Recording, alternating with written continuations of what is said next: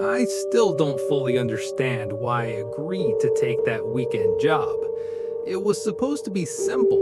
2 nights of security work at an old roadside motel that had been shut down for years, but was temporarily reopened for overflow guests during a nearby festival.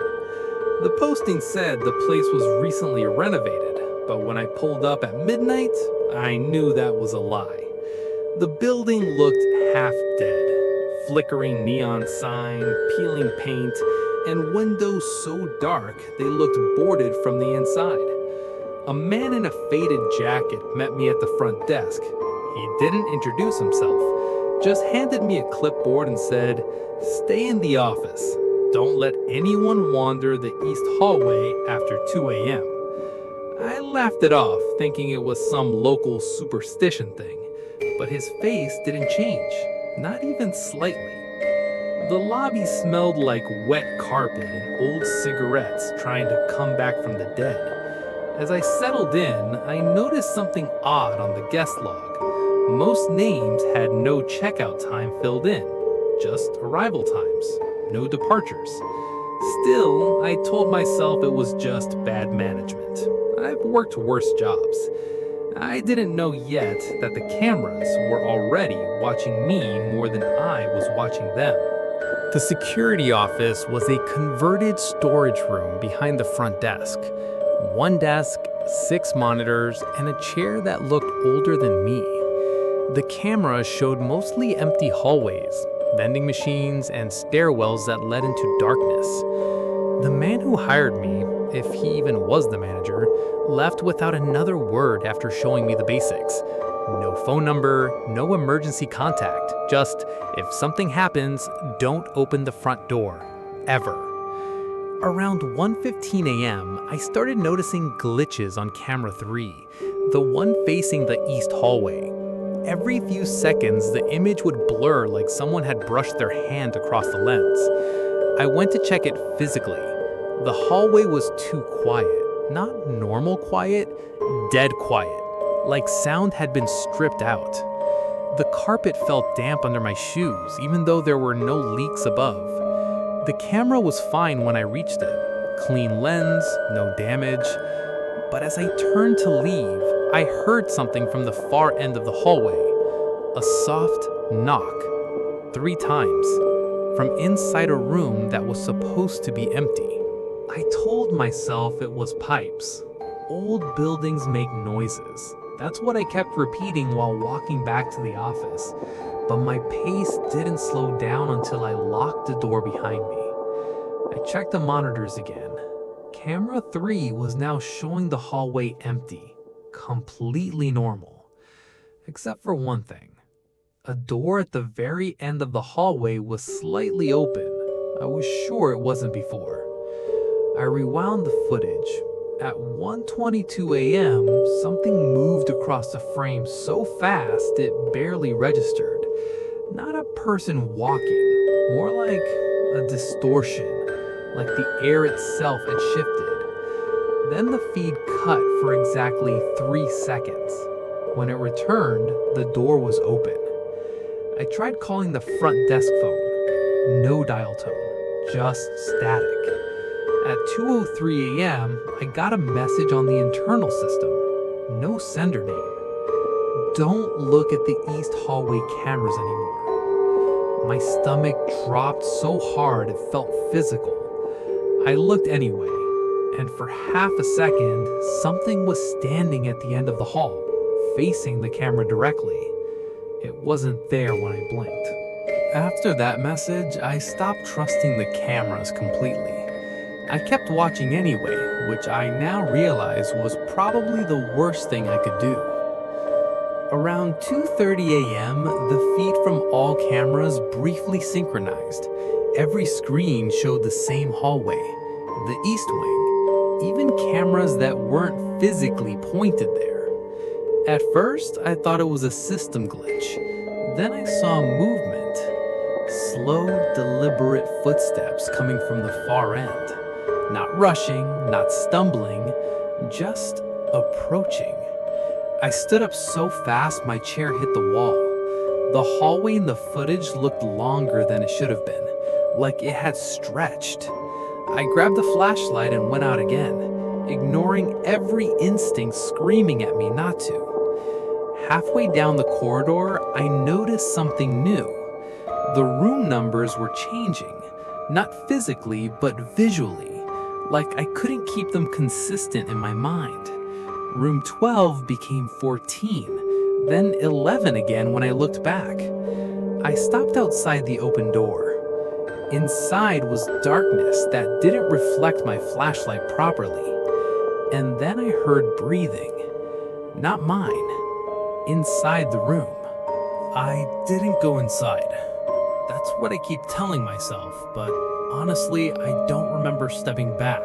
I just remember suddenly being in the hallway again, several feet away from the door, like time skipped. My flashlight was still on. My hand was shaking uncontrollably. The security radio on my belt crackled for the first time that night. A voice came through, but it wasn't the manager. It sounded like me. Same tone, same breathing pattern. It said, "You already checked inside. Why are you still here?"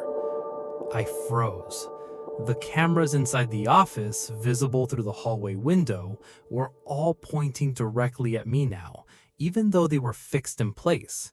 One by one, they shut off.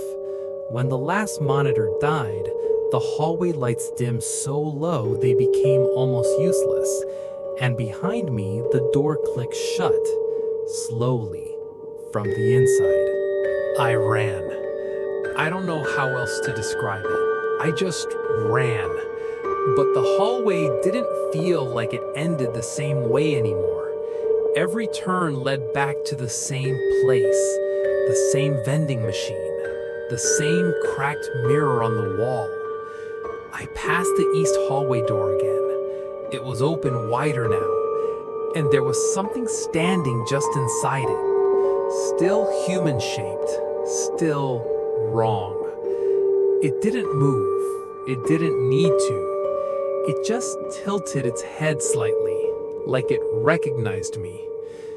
I backed away slowly, trying to control my breathing, but the sound of my heartbeat was louder than anything else. The intercom system suddenly turned on overhead. The manager's voice came through again. Calm. Too calm. "You're doing great. Just finish your shift." Then a pause. "And stop trying to leave the East Wing." That's when I realized something terrifying. I hadn't seen a single exit sign since I entered this hallway. I stopped running after that. Not because I calmed down, but because I realized it didn't matter. The layout of the building wasn't stable anymore. It was changing based on where I looked. Hallways extended when I focused on them, shrunk when I turned away. I made a decision to go back to the office, hoping maybe the cameras would make sense again. When I finally reached it, the door was already open. Inside, the monitors were back on. But they weren't showing the motel anymore. They were showing me. From different angles. Every camera, every hallway, even angles that shouldn't exist. And in each recording, I was standing still. Not running, not panicking, just staring at something off screen. Behind me. I turned around in real life. Nothing was there, but the feeling didn't go away. It was like something had stepped into my personal space and decided to stay.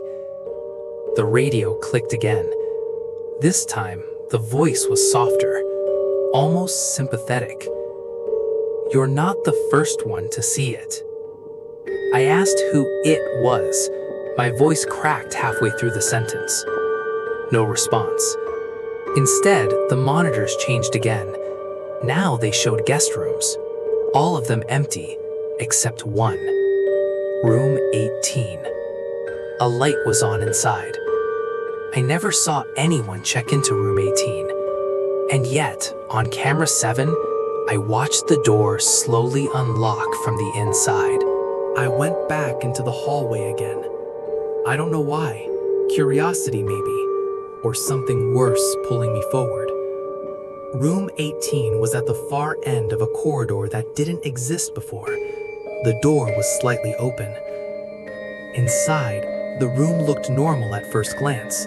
Bed, lamp, old TV. But everything was too still, like the air wasn't moving correctly. Then I saw the reflection in the mirror above the dresser. Someone was sitting on the bed, not looking at me, looking at the wall. I slowly turned around in the room. It was empty, but the reflection still showed them sitting there. I stepped closer to the mirror. The reflection finally moved. It turned its head toward me and smiled. Not a friendly smile, not even a human one, just recognition. My phone buzzed in my pocket, a notification from an unknown number. Don't trust what you see, trust what you remember. I looked down for maybe 2 seconds. When I looked back up, the reflection was gone, but the room wasn't empty anymore. The bed was slightly pressed down, like something heavy had just stood up, right behind me. I didn't turn around immediately. That's the honest truth. I stood there staring at the mirror, trying to convince myself it was my imagination, exhaustion, anything but what it felt like. Then I heard the breathing again, right behind my ear. Slow, controlled, familiar, like it had been studying me for hours. I finally turned. The room was empty again, but the TV had turned on by itself. Static filled the screen for a few seconds before a single image stabilized. It was the security office, and I was sitting inside it, watching myself look at the TV. I ran back to the office again, but this time the hallway didn't resist me. It guided me. Doors opened before I reached them. Lights flickered on in sequence, like a path was being prepared. When I got to the office, everything was normal again. Too normal. The chair was fixed. The monitors were back to default hallway feeds. No anomalies. And there was a clipboard on the desk. New entries had been added. My name. Check-in time, 12:59 a.m. Check-out time, blank. Below it, a note in handwriting that looked like mine but wasn't. You're almost done. 1 more hour. I tried calling emergency services. No signal. I tried the front door. It wouldn't open. Not locked, just not there anymore. Like it had been replaced with a wall that looked like a door. That's when I understood something I didn't want to accept. I wasn't in a building anymore. Or if I was, it wasn't obeying physical rules. The radio crackled one last time. The manager's voice returned. Shift changes soon. Then a pause. You're going to like the next part more. I don't remember sitting down again, but I must have, because I woke up in the chair. The monitors were all off, except one. Camera 1. It showed the outside parking lot. Daylight. Normal cars. People walking. Life continuing like nothing happened. stood up so fast, I knocked the chair over. I ran to the door again. This time it opened. Cold morning air hit me like a shock. I stepped outside and froze because I recognized one of the parked cars. It was mine. But I didn't remember driving there.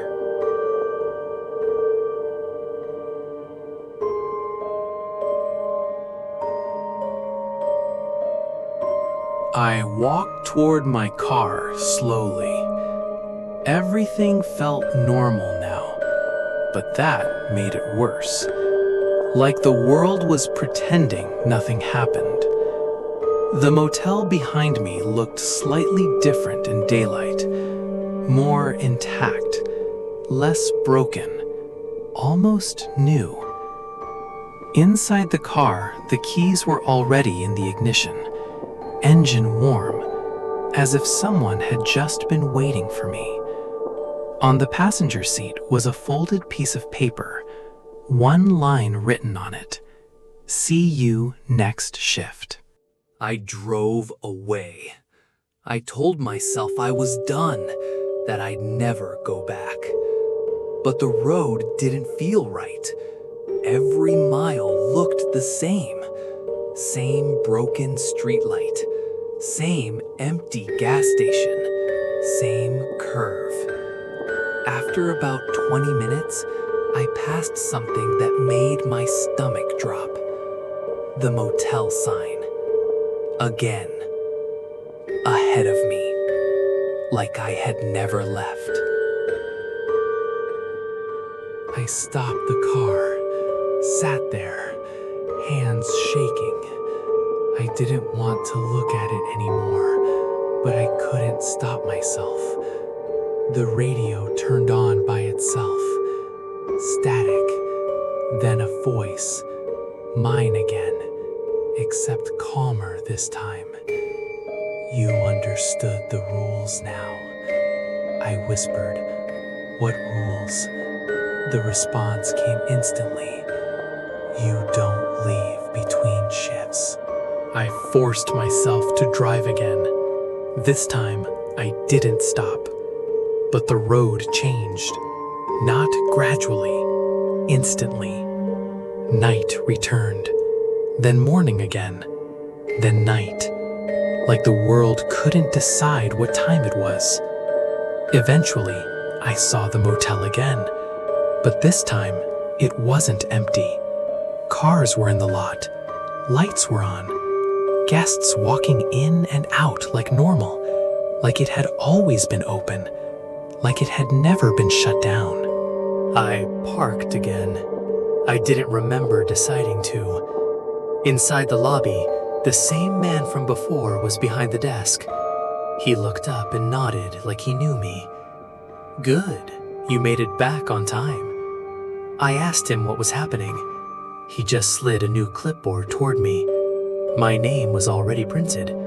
Same shift, same instructions, and a new line at the bottom. This time, don't try to remember leaving. I'm writing this from the security office again, or maybe I always was. The monitors are on. The east hallway camera is flickering, and I can see myself standing at the end of it, watching, waiting. I think I understand now. This job isn't about guarding the motel. It's about becoming part of it. The radio just clicked on, and my own voice is telling me, shift starts now.